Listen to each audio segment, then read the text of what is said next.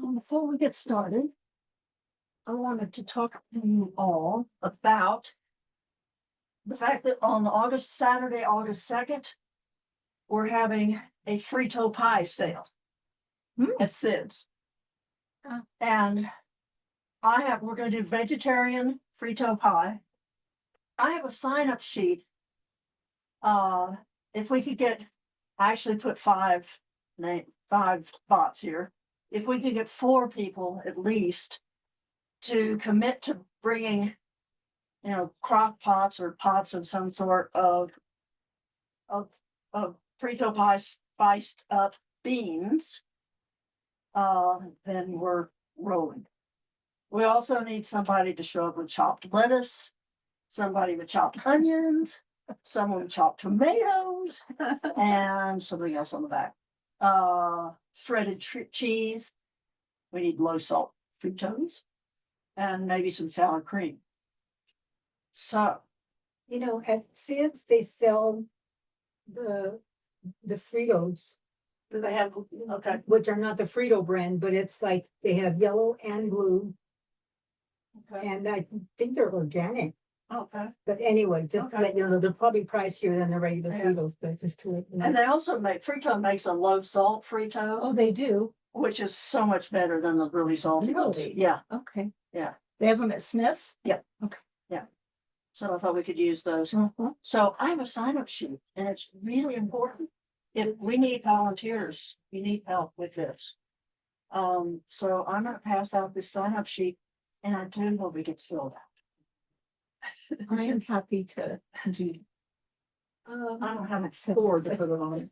I have a question. So if it's just gonna be Frito pies, which people would probably want them for lunch, should we not start so early like we usually do? Right, I was thinking maybe a 10:30 start. I think 10:30 is a good time. 10:30 start, and then Mary Jo's is considering bringing some sort of pastry as well, some sort of. Right, I think people should do that just in case. Yeah, so we have a bake sale / frito pie sale, so people can get lunch and a little dessert. And dinner. Um, Have some big cups too, so if people want to take a I love big frito chunk pie. of it home to, to have for dinner. That's a good idea, yeah. okay. I don't know how to make those beans because I don't. I don't either, but But I'm happy to, if somebody can tell me, I will bring a bill. I think we have a good. Okay, I'm pretty good at doing beans. Okay, All right, so. okay, I've got the pots, I just need the Okay. recipe. Put my name down for the beans. Okay. And the spices. And Yeah, that's you all can of- put your name, passing it around. Okay. Thank you. There's a big protest on Saturday too. Is a big protest. On the in second. Dallas. Huh? On the second. Yeah. Is At it the- on the plaza? Or- No, yeah, no, On the at road? the Plaza Drive Kit cars and kit cars. No, Plaza Drive and Paseo. Great, maybe they'll be hungry after. Yeah, maybe they'll be home. All right. And also, I think, there's a sign-up sheet going out for people who have requests. Yeah. There's also our sheet for our prayer list, people with obstacles or recent deaths or illness.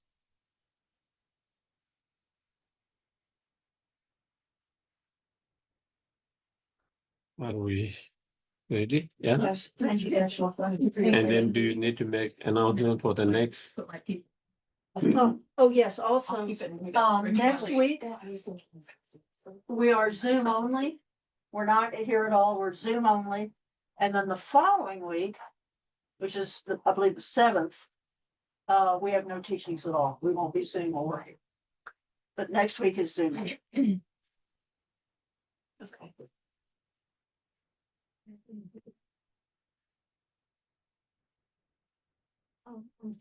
I'm gonna read it.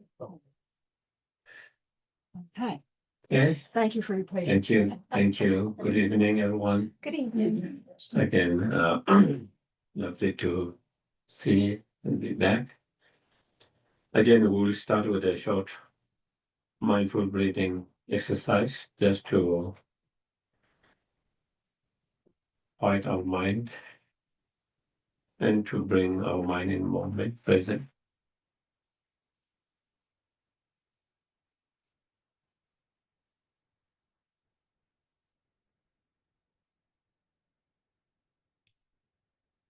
Try to relax as much as possible.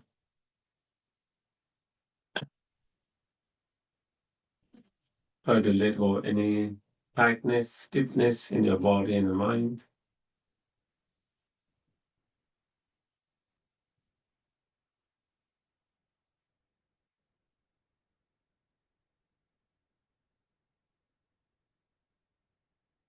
And try to keep your attention of the mind watching the breath as you inhale and exhale naturally.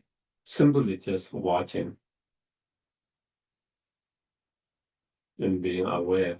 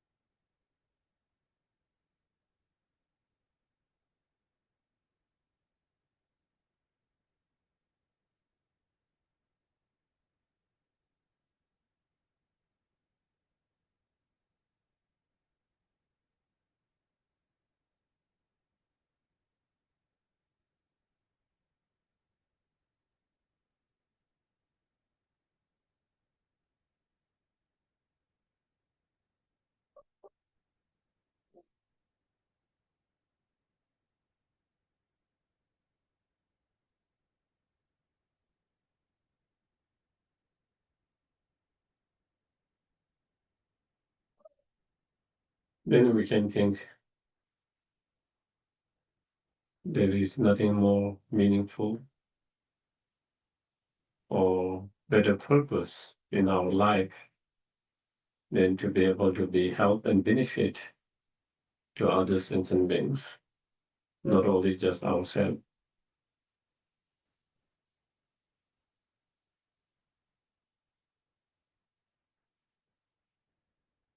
And we do have the potential to be help and benefit to others.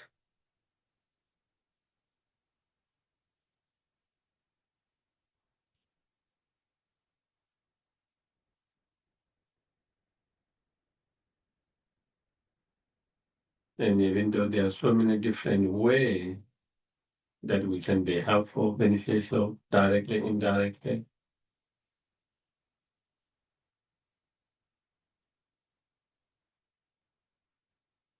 to reduce suffering of one person, many persons, one being, many beings,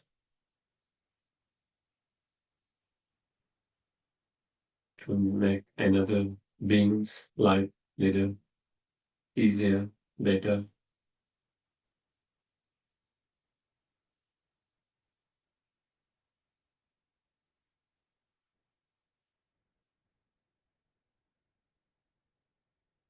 But the highest and most benefit that we can do is to help them to overcome all the negative emotions, delusions, all the obscurations,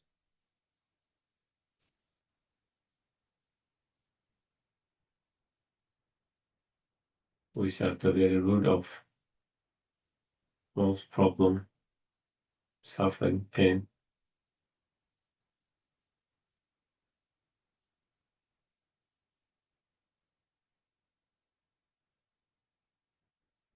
And to be able to help them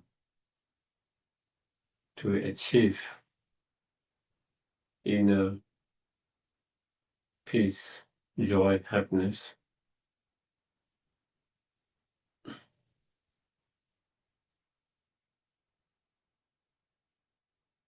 To achieve the mind that is state of the mind that's free from all those negative emotions, all those delusions, aspirations.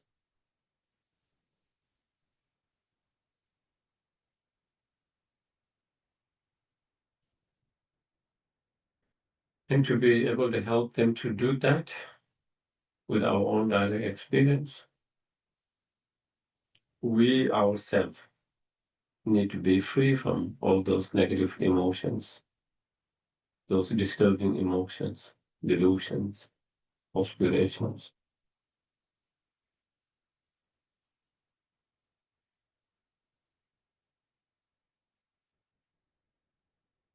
And to be able to reduce and free from all those negative emotions,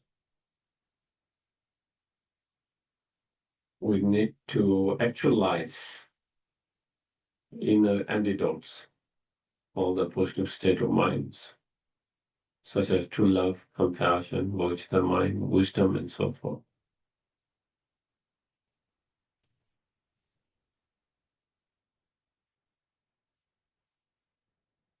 And to be able to actualize and fully develop those inner positive qualities,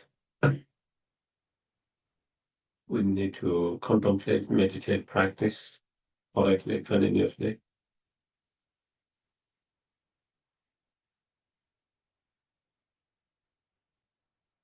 For that, we need to be reminded of those practice.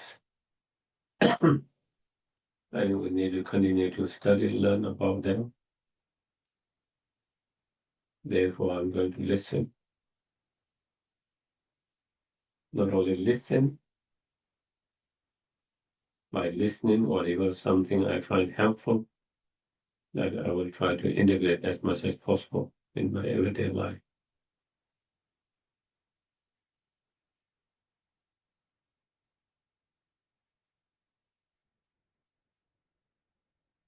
Okay, so we can do the prayers.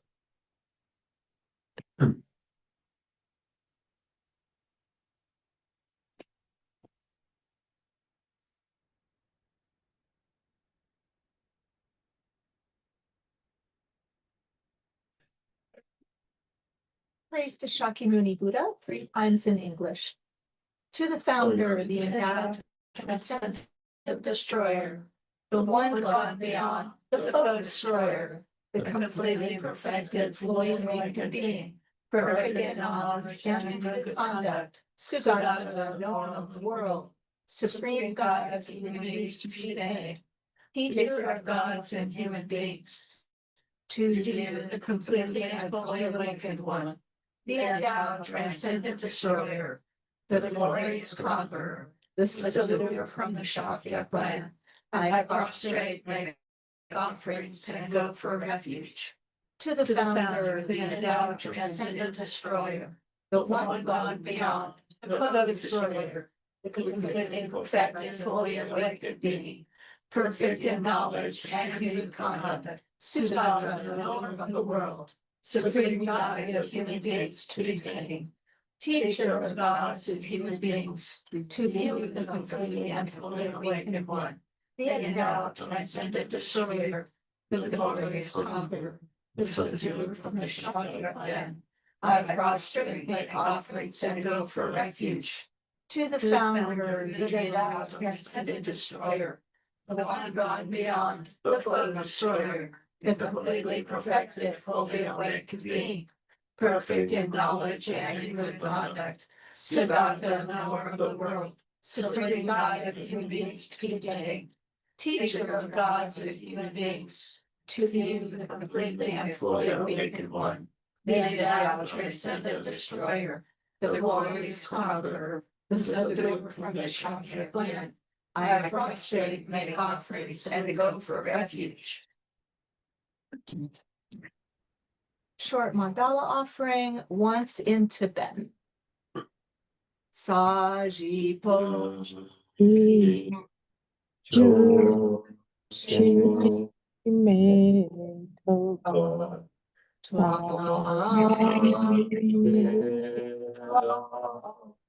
Ning Ji Ni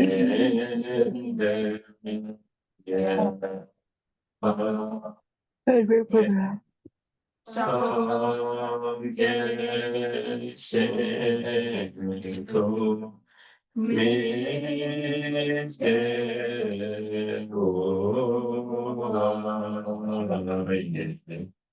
do kun na da chin la jo idam guru rama da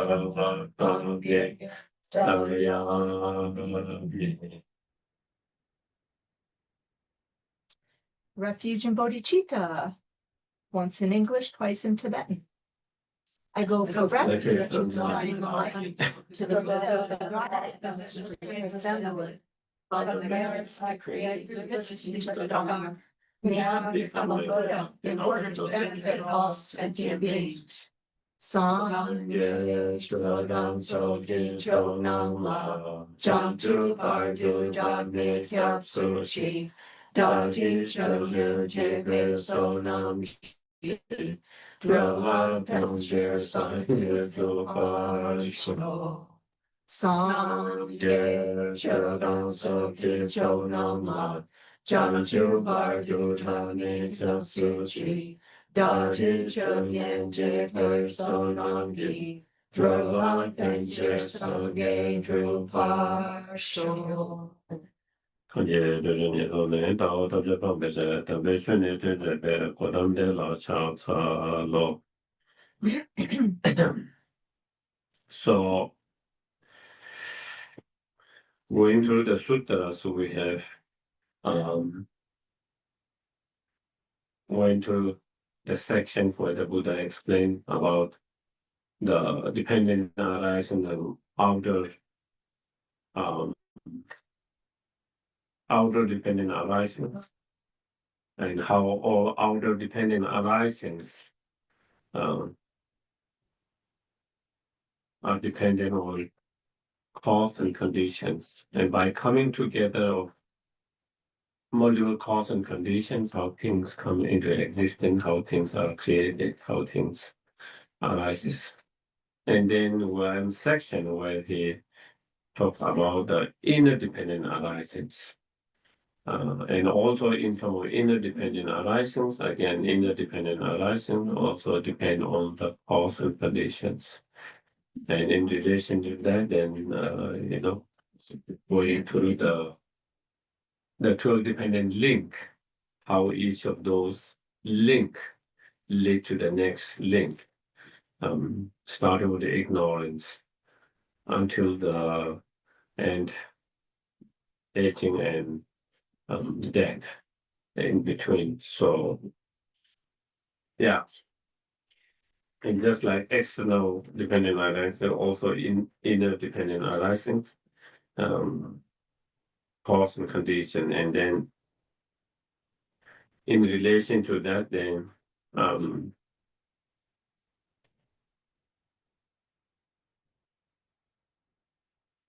I think we are in page number 6, and I think we finished the first paragraph where it says, "Thus is the cause of the relation in interdependent arising has been seen." I think that is so causal relationship in that 12 different link. The ignorance is the causal relationship to the karmic formation. The karmic formations is the causal relationship to the third link, the consciousness link, and so forth up to that. And so then, after having spoken about the causal relationship, each of those link, then now he's talking about the conditions, relationship, causal conditions. So what are the conditions? So that is where, how is the conditional relationship in inner dependent arising to be seen? And then as due to the coming together of 6 elements, okay, then the conditions is created, and together with that cause and conditions, then result is created or produced. So what are those 6 elements? So then, as due to the coming together of what 6 elements? namely those 6 elements, conditional relation inner dependent arising is to be seen as due to the coming together of the element of earth, water, fire, wind, space, and consciousness. So slightly different from the outer 6 elements. And in outer 6 elements, the 6th one was, if you remember, the seasons in terms of the time or seasons. Here in the inner, then is the consciousness. Okay, with the external outer dependent arising consciousness is not involved, but inner in relation to the inner dependent arisings, then consciousness involved. So therefore, that the 6th element is that the difference between the both of them are dependent on 6 elements, but the first 5 are same, but the 6th one here is consciousness. In others, it was time or seasons. Okay. So then it explains what are each of those elements and what's the function of each of those elements. Here, what is the earth elements in relation to inner dependent arising? So the earth element is that which assembly, which bring together, assembly to form the solidity of the body is called earth elements. So within our body, the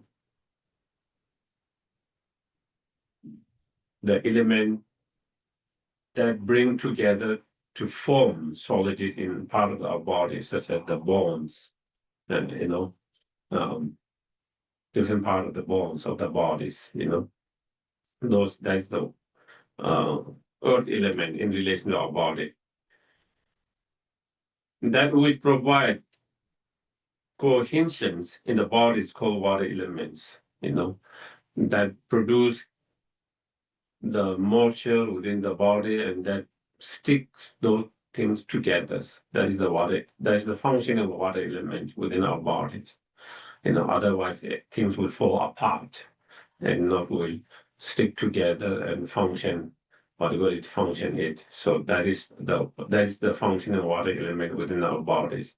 So all the liquids, bloods, salvia and all others, sweating and all of those, urine, all those are part of the water element within our body.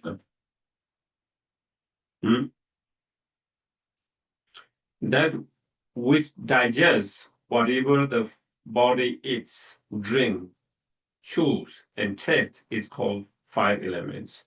The functional 5 element in our body is that we digest whatever we eat, whatever we drink, and by digesting it, then it produces whatever energy that our body needs, a different part of the body, so that the different part of our body organ can functions, so that it get the medicine, the energy from that, so that digestions,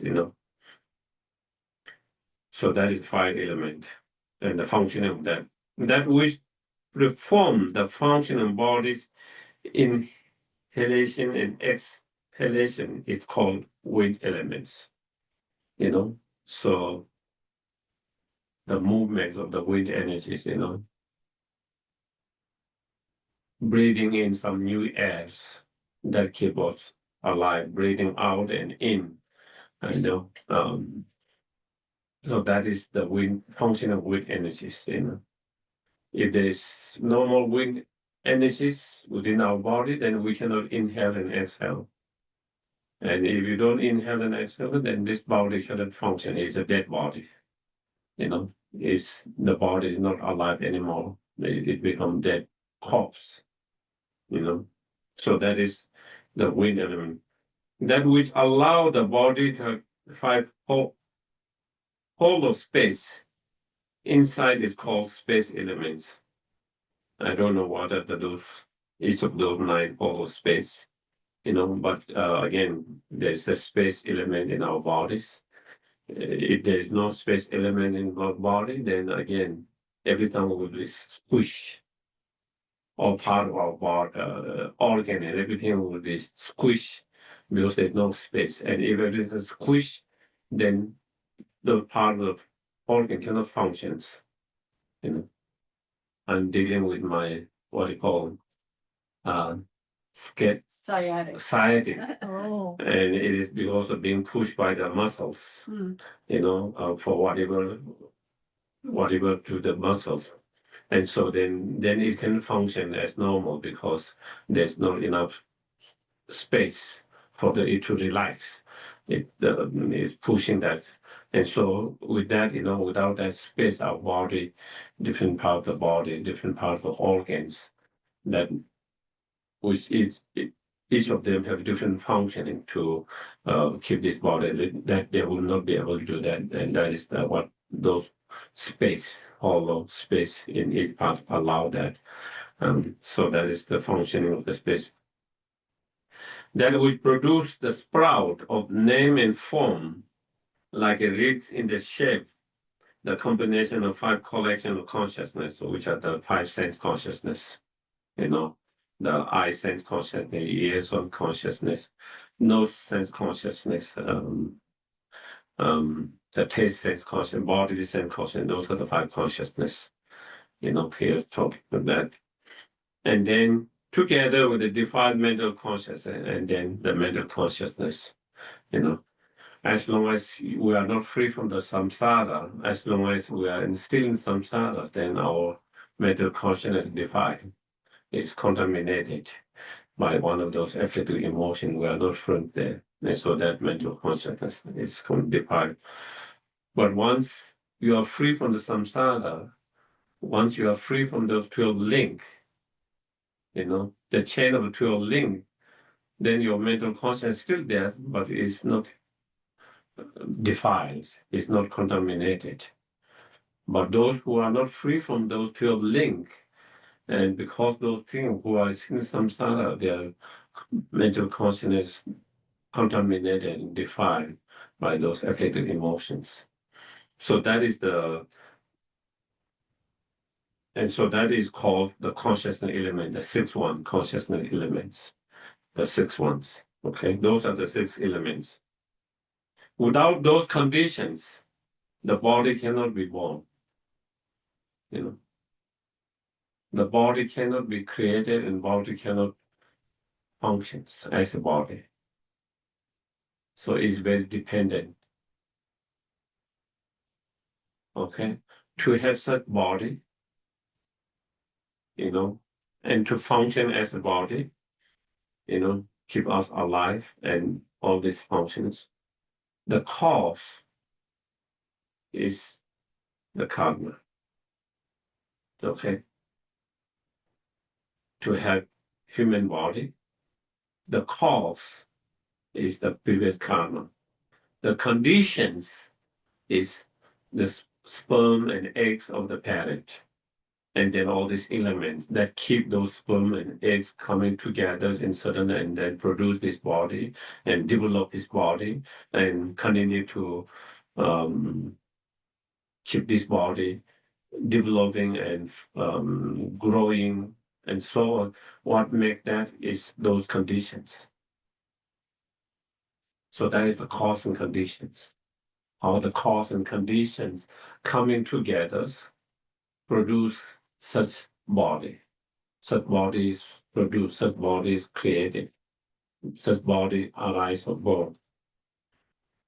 But when inner earth element is not deficient, okay, if there's a deficient in that, then again it, you know, even if it's there, then again, and likewise the element of water, fire, wind, space, consciousness are not deficient. When they are all together and when they are come together and they are not division, then because of those factors coming together, the body is formed. Whether you have the wish to form, whether you have the wish the body to be formed or not, it doesn't matter. If those cause conditions come together, the body will be formed. If those cause and conditions are not together, even if you have wish to create a form, the form will not come into existence. It doesn't follow necessarily your just a wish. It follows the cause and conditions. That's what it's saying. In this process, the earth element does not think I provide the solidity of the body by assembling them. It doesn't think, nor does the water element think I provide cohesion for the body, nor does the fire element think I digest whatever the body eat, drink, choose and taste, nor does the wind element think I perform the function of bodies, inhalations and exhalations, nor does the space element think I create hollow space inside the body, nor does the element of consciousness think I produce the name and form of the body, nor does the body think I'm being produced by those conditions, and even though there is no thought by each of them, each of those conditions of that, and when those conditions are present, the body is formed, body is born. When the cause and conditions are there, then the result is being produced. Result is being created, even there's no wish to create that and that. And as I mentioned before, it's negating some of the schools who thinks that everything is created by the wish of Creator, mighty God. Okay, so what here Buddha is saying is not because of someone's wish to create something, but it's because of the cause and condition coming together. When the cause and condition come together, whether there's a wish to create or not create, it will be created. Things will come into existence. Things will be produced and created. Why? Because the cause and condition all are together. When the cause and condition are not together, even if you have a wish to create, it will not happen. You have to create the cause and conditions. If I'm feeling hungry and if I want to relieve of that hunger by eating some things, it's not enough just I want to eat. It's not enough to relieve my hunger just by having the wish to do that. I need to create a cause and condition by getting the food together, whether I make myself or whether I buy somewhere, whatever, and then eat it. It's coming to cause and condition. It's not as Nagarjuna Shandeva mentioned in his guided way of life. If everything's followed just by your wish, nobody will suffer. Nobody will be suffering. Everyone will be experiencing joy and happiness. Because nobody wants to suffer. Nobody is a wish to suffer. Everyone wish to be happy. So it doesn't follow just because of your wish. You have to create the cause and conditions to be free from the sufferings. You have to create the cause and conditions to have happiness. So it is so similarly here,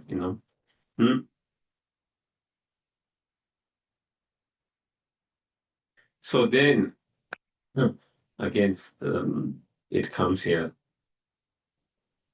You find in certain, so in some other different school of thoughts, there is a idea of permanent, and unity, partless self. There's idea there is this kind of permanent soul or permanent self, and which is also unitary and also partless in that, and to that self they give different names. different terms they give, and it is, and so that is where, sometimes known as the self, that is the self or I, sometimes that self is given as a name or term of being a being, like being, or as a life force, as a creatures, as a human, as a persons, sometimes as a male, female, neutral, sometimes me, mine, and so forth. And so all of these have been, so these all in one way, they are synonymous. It refers to the permanent self in by the different schools. Some say it's the self, some say it's the being, some say it's the creature, but they all, whatever different term you give, they all kind of have the same nature in being, that they are permanent, um, unitaries and partless, and so that has been negated. Okay. So earth element is not self, because the earth element doesn't have this feeling of me or mine. Do you get it? This earth element doesn't have this sense of I or me or mine. Therefore, it's not a self. Not a being. The earth element is not a being or another sentient being, transmaterial beings, because it does not move from one place to another place, from one life to another life. The transmigrated beings are those who,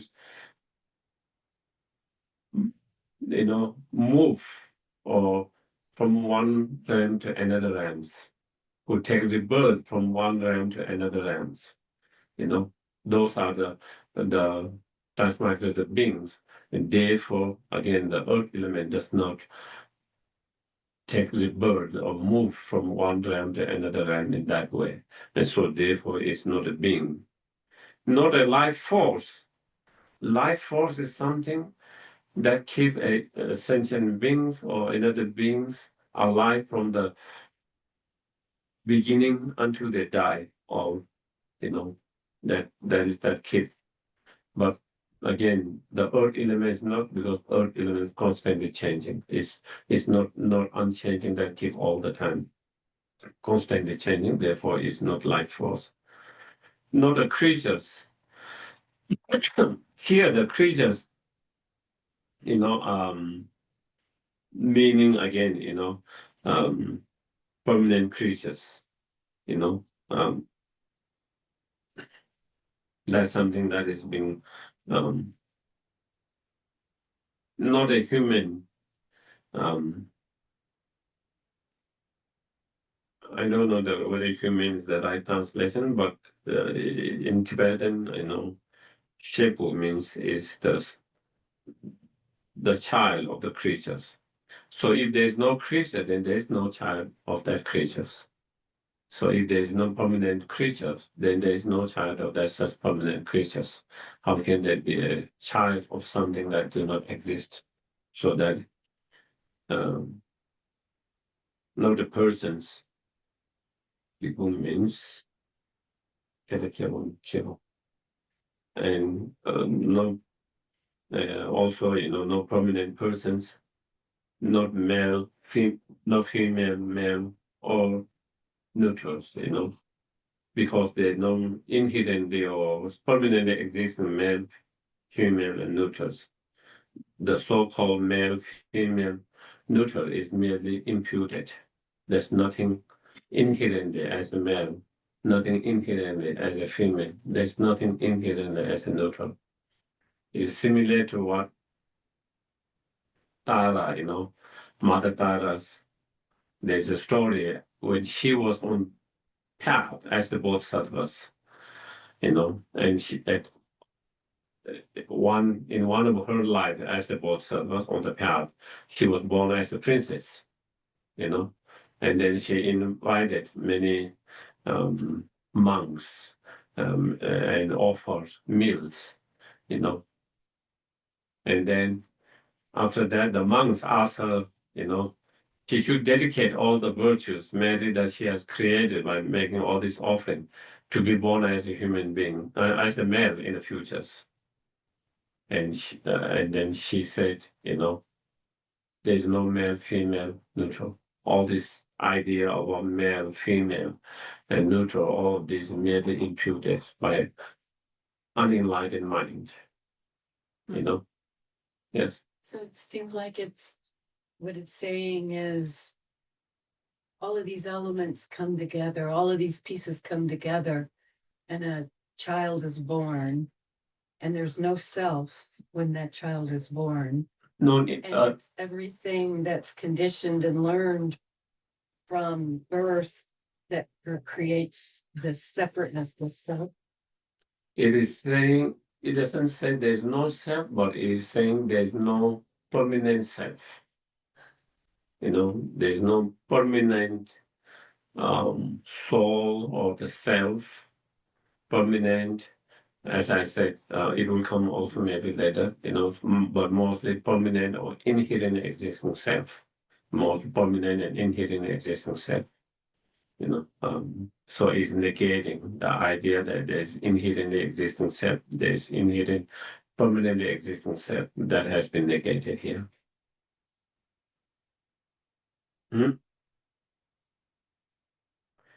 And same thing, the idea of me, mine, or others, not anyone else means others. This idea of me, mine, and others also immediately imputed by this dualistic mind, unenlightened, defiled dualistic mind. There's nothing inherently from its own side as the mind, me, others, and mine, all of that, is all imputed by our dualistic mind, our unenlightened mind. There's nothing by itself inherently as me, others, me, mine, all of them. So again, yeah. Are we clear on that? Yeah. Okay.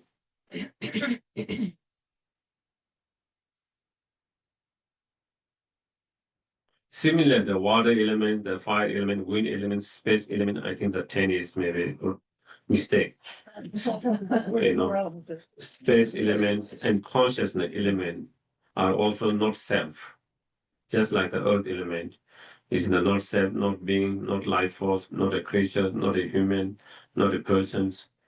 And also with human here is the same, this idea of human, animals, and spirit, or whatever different we call for different beings, they all are again merely imputed by such dualistic, unenlightened minds. There's nothing inherently as a human beings, as a animals, as a ghost or whatever different beings that are nothing inherently existence. They all are just beings, and then within the beings, then due to slightly different outlook, different functionings, then this diluted dualistic mind then separate and differentiate all these things. But there's nothing that is inherently or truly existing as a human, as an animal, as another ghost and so forth by itself. And that's the same with all of that. Not being no life force, not a creature, not a human, not a person, not a female, not a male, not a neutral, not me, not mine, and not anybody else, the others. Okay, so then having explained that, then here, what is the ignorance? Because we are talking about 12 link as a cause. And the starting of 12 link is the ignorance. It starts from that, the ignorance. So what is that ignorance? Hmm? And that ignorance. So again, ignorance. Maybe first we go through and then maybe I can kind of try to see if I can summarize it. That would perceive those six elements, you know, to be unities, you know, To be what? unitary, United. Unitary. unitary. Unitary. Can someone? Unitary is one, that it's one Yeah, thing. yeah. United. Even though those six elements are separate, they are not one, but you know, perceiving them to be unitary one, you know, even though they are dependent on others' parts, you know, each of them has its parts.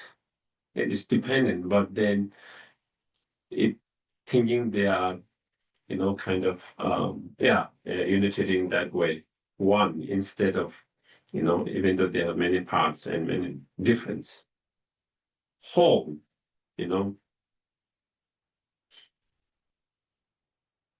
even though each of those six elements are not same, they are different, but perceiving them as same, they are not same because each of them have different functions. And even that, then you perceive them means one unitary, or even if they are separate, it's because six different elements, but then again, perceiving them to be whole instead of, and so that is also ignorance, you know. Holding them as unitary is the ignorance. Holding them as a whole is a unity. Perceiving them as permanent, even though they are not permanent, they are ever changing, you know, perceiving that as ignorance.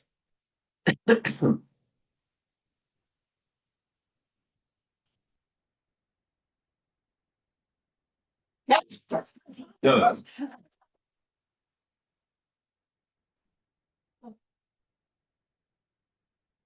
Next one is Exclamation. Yes.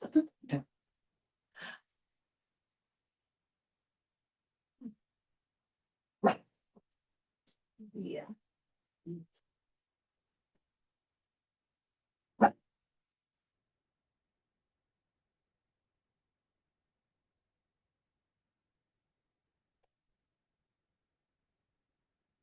in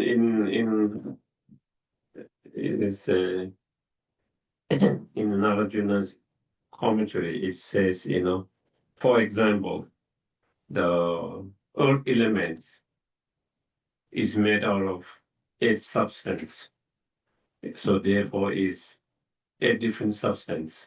So therefore, it cannot be unitary, you know, because it's made of many. Means it's not a single substance, but it's made of eight substance, you know, which are other elements as well. You know, each of those elements are dependent on other elements.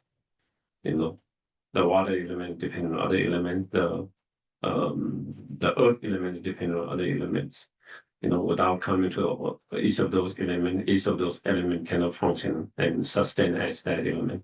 So therefore, it's not unitary. You know. Hmm? And it is not whole because all these internal earth elements, you know, these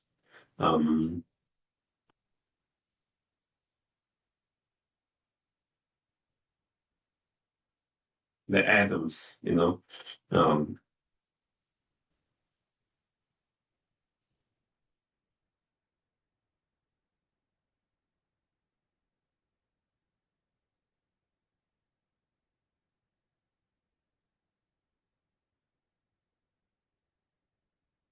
because they are not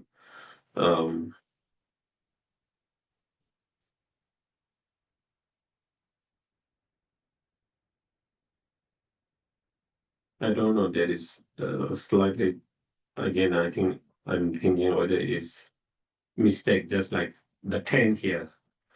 There is something in Tibetan, there's ma, which means negations.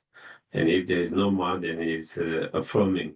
And here is a negation, but I think that ma might be extra. And so here it says, because the earth element is made up of those many small atoms, made out of so many small atoms. And therefore, again, because they are dependent on so many of them coming together as a mass, therefore it cannot be whole, because they are all dependent on all those many smaller atoms. Because it's dependent on cause and conditions, therefore it cannot be permanent. So perceiving it to permanent is ignorance. Perceiving it to be unitary and whole is the ignorance. And because it does not last long, it does not stay long, because it does not last long, and so therefore, it's not constant. Constant means it's always remaining same all the time. But such as the earth element comes and goes, does not remain all time. Momentarily, I think it's changing. One new atom is produced, comes and it goes, another atom's coming, just like a cell, the atoms, one dying and new ones being produced coming, and so one does not last for a long time, and therefore is not a constant, but perceiving to be constant is the ignorance. Are we clear? Next one is statics. The earth elements are that the moment it has been produced, that very moment it decays, it disintegrates. And therefore it cannot be started. Even though our mind, because we have not understood the subtle impermanence, emptiness, it seems like something such as earth element as something being produced, then it abide for a long time, and then it disintegrate. That is only on growth level. On subtle level, the moment it is being produced, that moment is also disintegrated. And again, you can see with a telescope, if you look into the cells and small atoms, it's constantly comes and is gone, new is produced, nice, and so therefore it's not status, but perceiving to be status is the ignorance,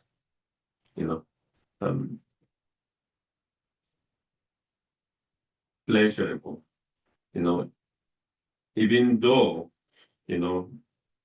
our bodies, the earth elements, the part of our body is made out of a lot of impure substances, but then seeing it as a pure and then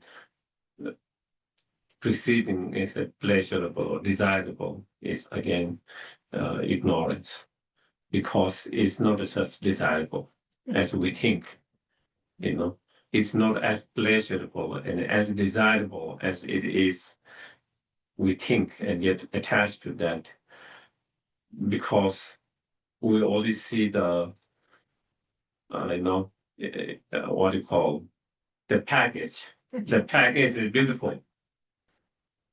We don't see what is inside the package. If you open the package, then it started to smell. Similarly, if you look inside our body, what is inside each of them, many of those are disgusting. you will start to feel vomiting. You will try to run away from that. But outside package is nice, and so we think that is very desirable, very pleasurable, because we only see the package, we don't see deeply what is inside. But if we see deeply what is inside through meditation and practice, you might not feel as desirable, as pleasurable as it, and therefore you wouldn't be so attached. So that perceiving it to be desirable, pleasurable is the ignorance. The self. And is similar to previous ones, as because it is, made out of this. The earth element is made out of many others atoms, made of many atoms coming together that the earth element created, and so it has no sense of feeling of me, I, self. I therefore is not a being, not beings. Okay, the earth elements is not a being. Perceiving it to be a being is the ignorance. Yeah. Whether we understand self and beings. Life force, similarly, we already talked before, life force system that keep alive from the beginning to end, but those earth element constant is changing all the time. They cannot keep constantly all unchanging all the time. Therefore, it's not life force. But again, perceiving it to be life force is the ignorant creatures, as we mentioned before.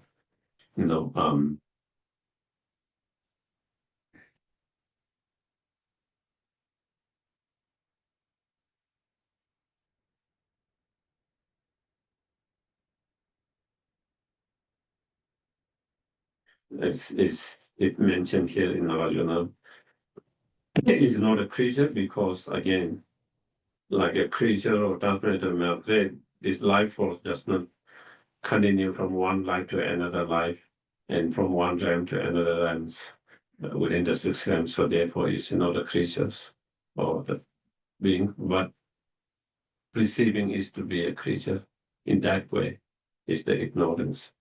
A soul,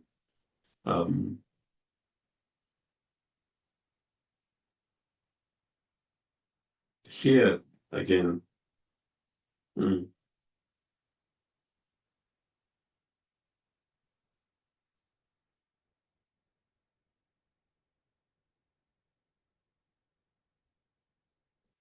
soul is permanent, again, and so there is non-permanent self. And then also, like previously, man is not a man or human, as we mentioned before, an individual, humans, persons, me, mine, and all, such as male, females, neutral, and so forth, along with many other such variations of misapprehensions, is called ignorance. Okay.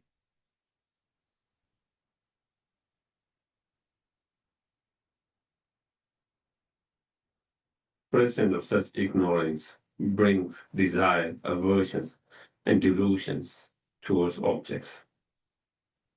So ignorance here, we can understand, of course, there's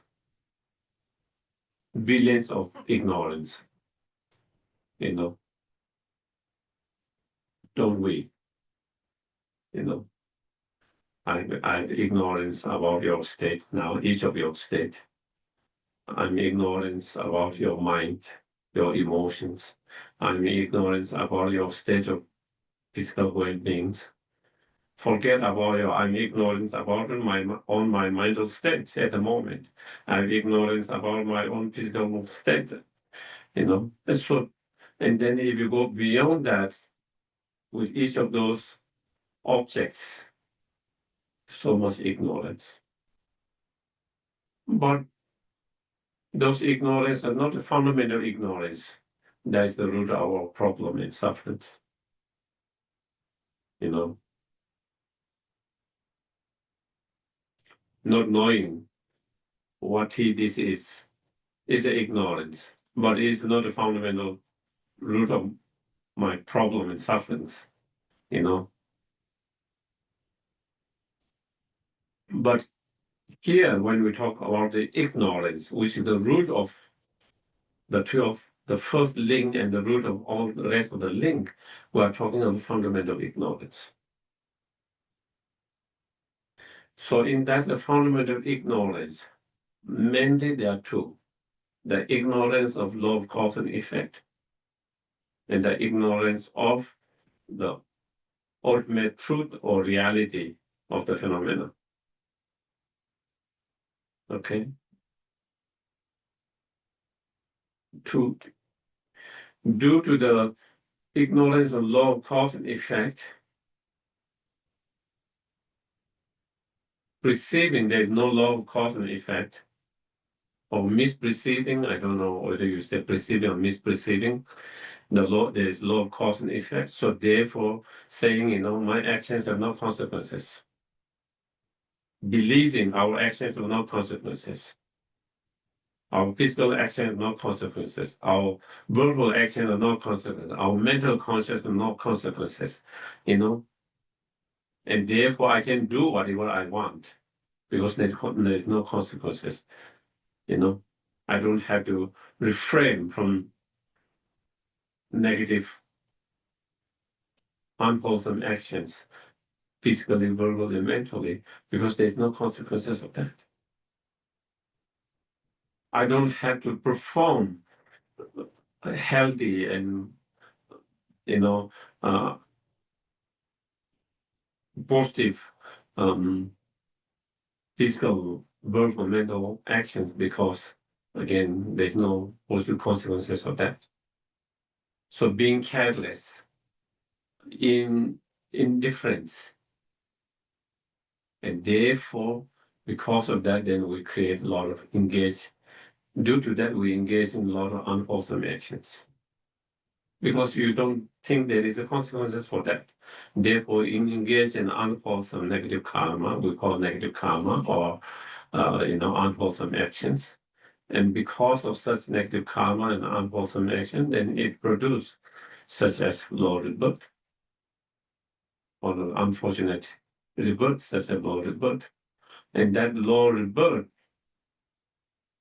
such as low rebirth and suffering of such low rebirth, is a result of your negative karma or your unwholesome actions, which is the result of that ignorance of that law of cause and effect, that there is law of cause and effect. If you engage in a wholesome action, there is a better result, happiness. If you engage in unwholesome action, there's the unwholesome result, that is the pain and sufferings. That is law of cause and effect. But when you are ignorant and when you perceive there's no such things, then you don't refrain from unwholesome negative actions. You don't try to engage in the wholesome and positive actions. And because of that, then that is how it produces such. Are we clear? So that is one of the ignorance. But worse than that, the worse than that is then this fundamental ignorance of the ultimate reality of the self and all phenomena. Even the self and your aggregates, your body, your mind, and all other phenomena, even though they all are empty of existence inherently or empty of existence from its own side by itself, but not understanding that, we misperceive to self to be inherently existing by itself from its own side. We misperceive our body, our mind, and all other phenomena to exist inherently from its own side by itself. We perceive that, and due to perceiving or misperceiving that reality, because we believe there is a inherent existence self from its own side by itself and all others. On the basis of that, then we have on the basis of that, then we have the mind that distinguish different objects. Oh, that object is nice, that object is bad, that object is beneficial, that object is harmful, that object can make me happy, that object can make me unhappy. And also there's a distinguishing me and others, me and others, and within the others, enemy, friends, strangers, all those distinguished come on the basis that there is something from objectively from their side. There's something objectively from my side as me, there's something objectively by itself as others, there's something objectively as itself as an enemy, all of that. On the basis of that, then attachment, angers arises. Attachment to oneself arises. Attachment to the friends arises. Anger to the enemy arises. Indifference to what we distinguish as a neutral, indifference arises towards them, and so forth. And by arising of those different negative emotions, such as anger, aversion, or attachment, or anger and aversions, and others afflictive emotions such as jealousy, pride, greediness, miserliness, and so forth, then we engage in the actions. By engaging in those actions, either we create negative karma, or even when we create positive karma, the positive karma is still contaminated because it's still very much rooted in that ignorance. Even though it's a positive karma, because you are doing something, refraining from taking life of others, you refrain from stealing others, such actions, you refrain from engaging in sexual misconduct, you refrain from telling lies, divisive speech, harmful speech, meaningless speech, and so forth. But still, all of those actions still very much rooted in that fundamental ignorance of not understanding the reality. And still, we misperceive the reality. So since it's rooted in that, then it becomes contaminated actions. Because it's been contaminated action, even the virtuous actions can lead to happy state within the samsara, but it doesn't become cause to free from out of samsara. Do you get it? So it is like you're in prison, okay? And you act well, then you get a little better place. Okay? And you don't behave well, then you get in a small cell and with a lot of other people with no windows and all of that, very small. But you behave well, then you are promoted to a better place, maybe single cell, bigger cell, window, better facility, but still you are not free from the prisons. All your action doesn't lead you to be free from the prison. It only helps you to upgrade within the prisons. Are you clear? Yes. Same, that's what it is talking about here. As long as we are not free from the ignorance, as long as we are, if our action, even the positive action, virtuous action, if they are rooted in ignorance, then it still become contaminated actions. Because it's contaminated actions, even though you have better higher rebirth and better condition within the samsara, but it's still within the prison of samsara, it doesn't become cause to get out of samsara.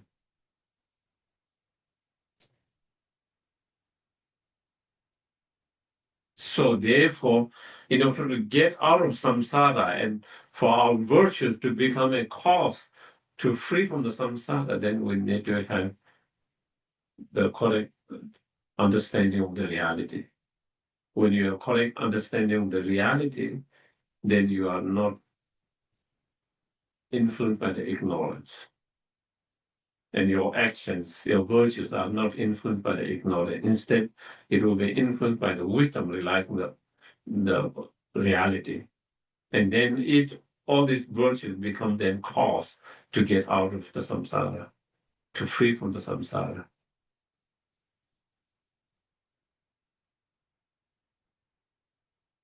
Hmm? Are we clear? Yes, sir. Yeah? Yes. Please. So in the meditation in the beginning, Mm-hmm. I think just we contemplated helping others. Uh-huh. I have an acquaintance who is dying now. He is he has always sort of been a free floater. He has never been very tied into convention. He hasn't killed people, I don't think. And I don't think he's stolen from people, Mm-hmm. but he has done pretty much what he wanted to do. Mm-hmm. And now he is unable to do what he wants to do because his body is wasting away. Mm-hmm. And his children recently took him to a assisted living place, which he was very much against. He didn't remember agreeing, Mm-hmm. and so forth. And I've been having some discussions with my friend, who's his very good friend, and the question is, how do you help somebody like that? I don't think he's interested in these things.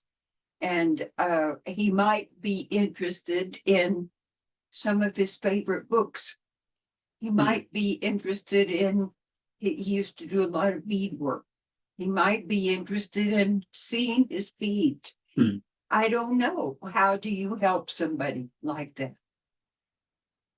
Or do you? Well, sometimes if we are able to help, we help. If we are unable to help, you don't have to feel I have to fix everyone's problem. And I have to be overwhelmed that I need to fix this person's problem and I cannot do it. Right. Even the Buddha has not been able to fix everyone's problems. Buddha came in this world and still people are having problems.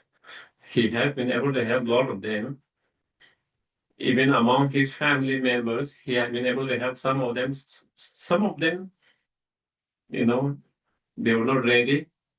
The karma was not ready. So then there was not much he can do. His own cousin, Devadatta, was one of them, and so sometimes we feel like we have to fix everyone's problems, and that can be helpful or it can be unhelpful, so we have to know the situation, how much we can do and how much they are asking and they are ready to help. If someone doesn't want help and they are not asking for help, I cannot say I need to help and then therefore you have to do this or this because I think that doesn't work that way. So that is one thing that we have to understand the situations and other persons, and we have to be skillful You know, sometimes even we have the wish to help, sometimes we cannot help. And in that case, we keep in our prayers. You know, we keep in our prayers. And in some cases, you might be able to help in some ways, in some different ways, you know, not spiritually, but in other ways, you know, being there when if they appreciate and if you help them to be there, just being there can be helpful. It's not about changing their mind. If there is interest and they are ready, then definitely we can share some of the knowledge, some of the experience, some of the wisdom that it can be helpful. If they are not ready, we cannot force them to do that, you know. And because forget about forcing others. Sometimes we cannot even force ourselves. You know, it doesn't work that way. It's like you cannot say, I have to believe this, I have to believe it, I have to believe it. Your mind cannot just say, just because you keep believe, your mind need to be, you know, convinced. Your mind need to be convinced to believe in something, whatever that is. So you cannot force. If you cannot convince with whatever reason, logic, you just by forcing. I have to believe it. I have to believe it. It doesn't work that way. So in same way, we we can enforce others, and so I think sometimes, you know, and so you know, I think that if he likes, if it give him enjoyment by some others reading his favorite book, then helping that, you know, and then. You know, I guess it depends. It depends on the individual. It depends on yourself. How much you know that person's what their needs are, what will be helpful for them, what is not helpful, because and that's how I am.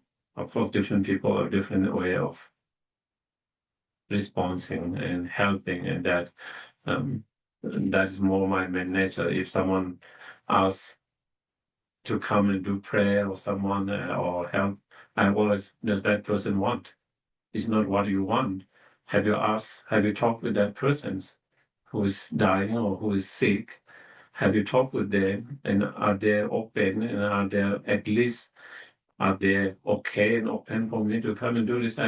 Otherwise, just because I believe it is helpful, I cannot just go on that, not just because another friend asked me that person's.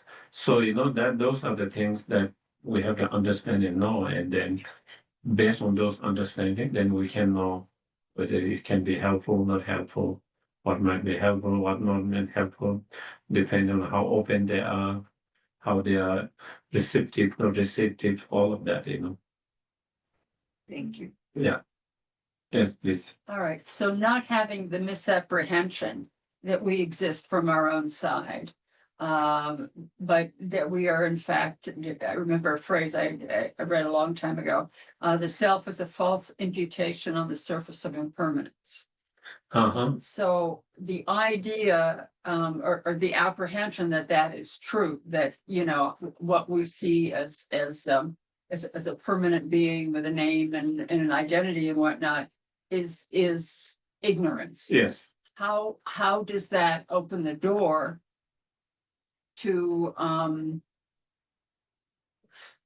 don't know how to say it, it's to functioning constantly with that understanding? I mean, it just seems to me that I understand this intellectually, but it's not making it change. Mm-hmm. Mm-hmm. And I believe it intellectually. I really do. But here I still am. Mm-hmm. Yes. It is not so easy to understand the ultimate truth or reality. If it is, we all would have been already enlightened by now, you know.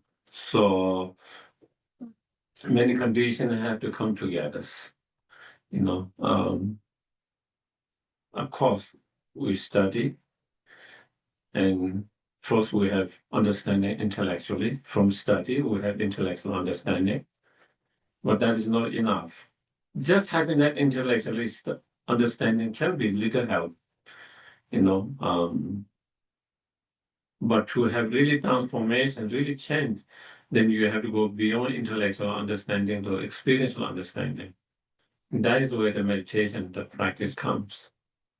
You know, it's not enough to know that we are dying or this is disintegrating, but we need to have that awareness all the time. And same with the how everything is non-inherent existence, empty of inherent existence. We don't have that awareness all the time. If you have that awareness all the time, then it wouldn't give so much space to have that ignorance to manifest, to have that. And so to have that awareness all the time, then the meditations. Because when we meditate, we have that awareness. The moment we stop meditating, that awareness is not there. But through meditation, again and again and again, then you are able to have awareness from one time, then 10 times a day, maybe 2 times a day. As you meditate more and more, and then you are being able to aware then 10 times, 20 times, 40 times, 100 times, 200 times, and then 24 hours. And when you have that awareness 24 all the time, then you wouldn't, then real transformations happens. That's what we call realizations. Realization, whether it's the bodhicitta mind, whether it's bodhicitta mind is not, or compassion, not feeling a moment of compassions. When you talk about realization of compassion, it's not like when I see someone there and I feel compassion, that is it. Now I go out of there and it's no more there. Or maybe it is there for certain period. Maybe I remember that person's suffering for the day, for a week, but then I forget about it. But when we have the realization of compassion, then you have this 24 hours, this feeling of compassion all the times, not just time to time moment. Same way when we have these realizations. And so to have realization, and that meditation is the key. You know, you keep on contemplating, thinking, analyzing, meditating all the time until it becomes natural. You don't have to think. You don't have to meditate. It becomes spontaneous, that you started to feel that way. You started to have that awareness all the time, whether you are contemplating or not contemplating, whether you try to sit in cushion or not sit in cushion, that you started to have that awareness all the time. And that's where we want to reach. And to have that realization, that's it. And meditation is the key. You know, that is the tool. But also we need a lot of support of merit, accumulations of merit, purifications, and the blessings of the the gurus, the Buddhas. So when we combine all these practice together, then you have better result. And that has been the stories of many of the great, all the masters, and those realizations. So yeah. Okay. So we do the dedications. For obstacles, Adrian, Wyatt, Lynn, Raquel, Zach, Helen, Teresa, Katie, Mary Jo, Laura, Alyssa, Roberto Cordova. For illnesses, Jill, Will, Astrid, Jana, Tanya, Tarana, Linda, Emma, Kathy, Stella, Daniel, David, Gail, Linda L, Vera, Vita Herrera, Suzanne, Taryn A, Rick P, Ella Gamirova, Polly Ray, Deborah Hutchinson, Rolf, Diana Davies. For the deaf, Juliana Martins, The Young Magpie, Sandro Poloa, Michael Yu, Gopher, Rosen Gaza, Chet, Margie Woodall, those in the Ukraine, the ones in all the conflict zones, Ellen Bugs, children and people in Guadalupe flood, Yolanda, Valdemar, John. Anybody else? Yes, I'd like to add these obstacle Donna, you, and Sarah A.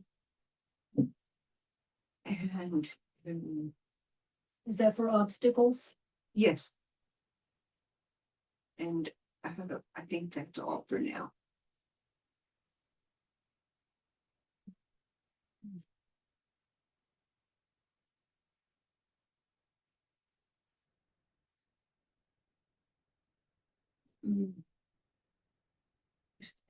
Stella, also, please, a dog named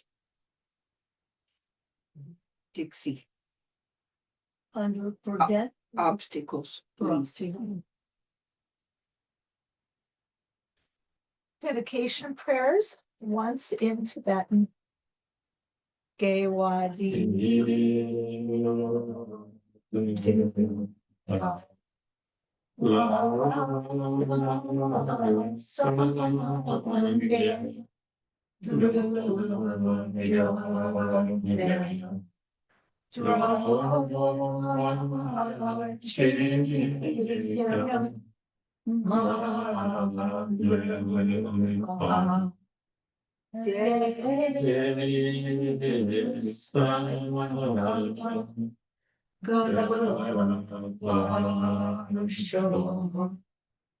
John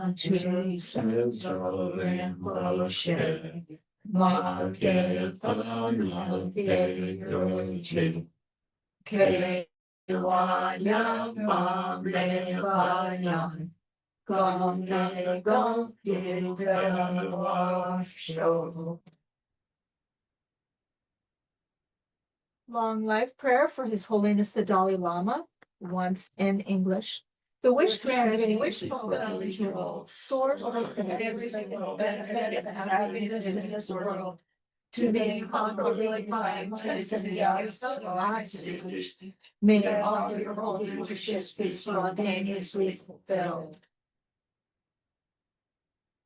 And for the swift return of Lama Zopa Rinpoche, Fearless the children of the victorious ones. Prolong us in the fighting of the ghosts. Victorious Son, Father and Sons, along with the lineage masters, all the objects of refuge and infinite lands. With success the virtue and goodness of accomplishing this prayer here and now. Holy and spreading His precious and completed through explanation and witness. You hold the armor of patience that is never discouraged. Incomparable venerable to you and only my praise. Once every single pointed over the sake of your glorious teachings. The soul gateway through which all benefit and happiness is merged. And from the living beings, you suddenly departed to peace. What a great loss! Nevertheless, through the unseeming truth of the blessings of the ocean of the repeatables, and the great waste of bodhicitta of the children of victorious ones, may the smile of the incarnations swiftly gleam in glory for fortunate lives. Thank you very much, everyone. Thank you. So, Thank See you you. again in 2 weeks. Yes, Thank you. and 2 weeks, 3 3 weeks. weeks. 3 weeks. Three yeah. Well, we'll see you next week. But, Yeah. but, only on telly. But insubstantially. Next week, we see him by Zoom.